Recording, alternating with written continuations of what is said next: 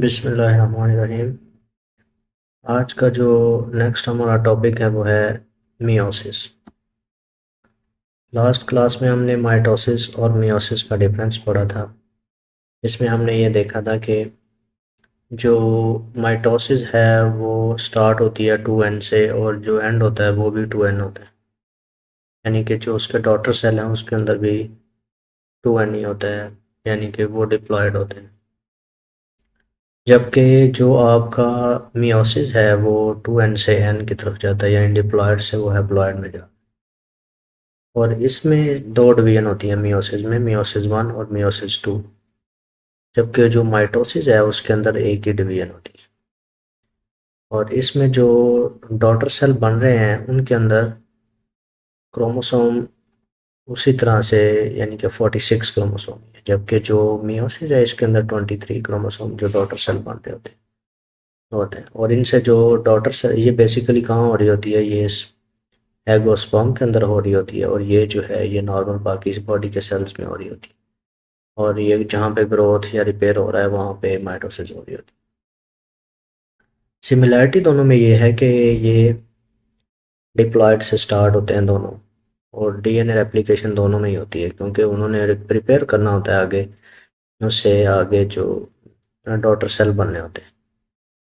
और basic step इनमें सब में सेम होते हैं, दोनों में ही, माइटोसिस में भी मियोसिस में भी, जैसा कि प्रोफेज है, मेटाफेज है, एनाफेज है, टीलोफेज है। और न्यू सेल दोनों में बन रहे हैं, इसमें भी बनते हैं इसमें भी बनते हैं। तो ये माइटोसिस और मियोसिस का बेसिक डिफरेंस और सिमिलैरिटीज़ क्या है वो देखिए। मियोसिस को स्टार्ट करें तो इसमें ये स्टार्ट हो रहा है डिप्लॉयड सेल्स, यानी कि जो ओगोनिया है या स्पर्मेटोगोनिया है ये डिप्लॉयड 2n क्रोमोसोम से स्टार्ट होता है। और ये जो क्रोमोसोम जे 2n होता है ये पहले टेट्राप्लॉयड की फॉर्म में कन्वर्ट होता है, पहले टेट्राप्लॉयड बनाता है, यानी कि 4n वो बनता है, क्योंकि वो उसने आगे मियोसिस में आपको पता है मियोसिस वन भी होनी है, मियोसिस टू भी होनी है। तो जब ये टेट्राप्लॉयड बनता है, चार की फॉर्म बनती है, तो इसे हम क्या कहते हैं, डायट्स। तो ये है आइडेंटिकल सिस्टर क्रोमाटिड्स जो होते हैं बेसिकली। ये आप देख रहे हैं, ये इसमें आपको नज़र आ रहे हैं, ये इसमें भी ये आइडेंटिकल क्रोमोसोम्स है, सिस्टर क्रोमाटिड्स। तो अगला जो इसमें वो प्रोफेज वन है। डिप्लॉयड सेल पहले हमने देखा, फिर प्रोफेज वन है। प्रोफेज वन में क्या होता है कि क्रॉसिंग ओवर होती है। जो नॉन आइडेंटिकल सिस्टर क्रोमाटिड्स होते हैं वो आपस में जीन का थोड़ा सा पोर्शन एक दूसरे में चेंज करते हैं, तो इसे क्या कहते हैं, ये आपके पास क्रॉसिंग ओवर हो रही होती है।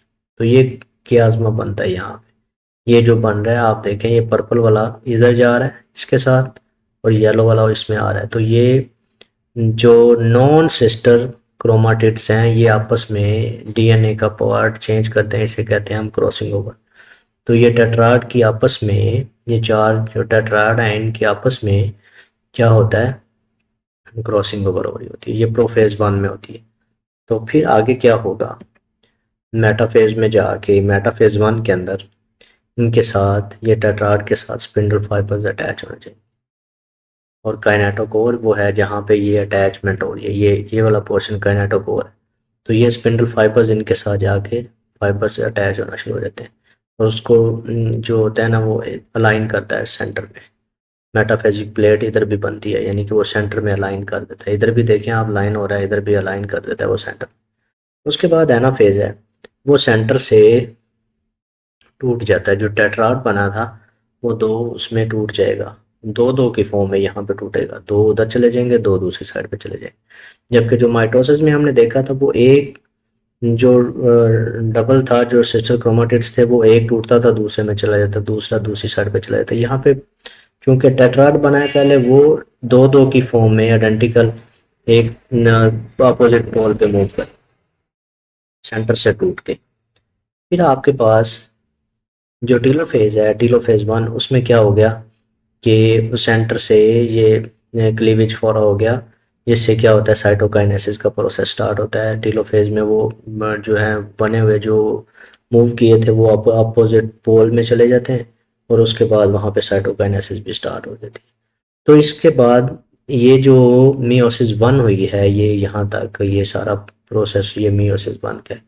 इसमें जो दो डॉटर आपके पास सेल्स बने हैं उनके अंदर हैप्लॉइड क्रोमोसोम है और diploid DNA. Chromosome haploid form में है और डीएनए जो है वो डीएन 2n की फॉर्म में है। अब आगे जब अगला जो प्रोसीजर होगा जिसे प्रो मियोसिस 2 कहते हैं, वो सेम लाइक माइटोसिस होगा। यानी कि ये फर्दर फिर आगे दो हिस्सों में डिवाइड हो जाएंगे। ये जो बन रहे हैं ये आगे दो और अपने उसमें हो गए, तो टोटल 4 हमारे पास डॉटर क्रोमोसोम्स बनेंगे, डॉटर सेल बनेंगे। आगे हमारे पास प्रोफेज 2 है। जैसे इसमें भी स्पिंडल फॉर्मेशन होती है, सेंट्रोमेयर जो होते हैं वो पोल की तरफ मूव करना शुरू करते हैं। ये इधर को मूव करेगा, ये जो सेंट्रोसोम्स हैं ये इधर मूव करेंगे और इसमें स्पिंडल फॉर्मेशन हो रही है प्रोफेज 2 में। फिर आगे क्या होगा, मेटाफेज। वही जो पोल की तरफ मूव किए थे उन्होंने अलाइन कर दिया उनको सेंटर में। इधर भी आप देखें तो वो जो बाकी बचे थे उनको दोनों में, दोनों जो आपके पास क्रोमोसोम बने थे, दो सेल बने थे, दोनों के अंदर उनको अलाइन कर देगा, मेटाफेजिक प्लेट बना देगा। उसके बाद एनाफेज में वो सेंटर से टूट जाएंगे। अब जो दो बचे थे वो दोनों भी आपस में सेंटर से टूट के अपोजिट पोल की तरफ मूव करना शुरू कर देंगे। ये भी देखें आप, टूट रहे हैं, ये अपोजिट पोल की तरफ मूव करेंगे। अब यहाँ से ये टूट जाएगा, सेंटर से डिवीजन होगी, ये भी हो जाएगी, तो ये 4 सेल आगे बन जाएंगे। टीलोफेज में आप देखें साइड पे चला गया, क्लीवेज फरो होगा, यानी कि जो आपका साइटोप्लाज्म है वो भी टूटना शुरू हो जाएगा और साइटोकाइनेसिस स्टार्ट हो जाएगी। और ये दो, जो एक सेल था ये दो में ये भी टूट जाएगा और जो दूसरा सेल था वो भी दो में टूट जाएगा। तो एंड पे हमारे पास जो टोटल सेल बनेंगे वो हमारे पास 4 सेल बनेंगे, जैसे ये आपको नजर आ रहे हैं। अब जो हर सेल है उसके अंदर चारों जो गैमेट बन रहे हैं, ये चारों सेल बन रहे हैं, इनके अंदर 1n डीएनए, 1n क्रोमोसोम है और 1n डीएनए। तो ये 4 आपके पास डिप्लॉयड से हैप्लॉयड सेल बन गए। अब जो जब फर्टिलाइजेशन हो रही होती है तो फीमेल मेल साइड से स्पर्म है और फीमेल साइड से एग है, वो दोनों जब मिलते हैं तो वो जाइगोट जो बनता है वो 2n होता है। जो स्पर्म है वो भी 1n है और जो आपका एग है वो भी 1n है, तो वो दोनों मिलके जब जाइगोट बनाते हैं तो वो 2n होता है।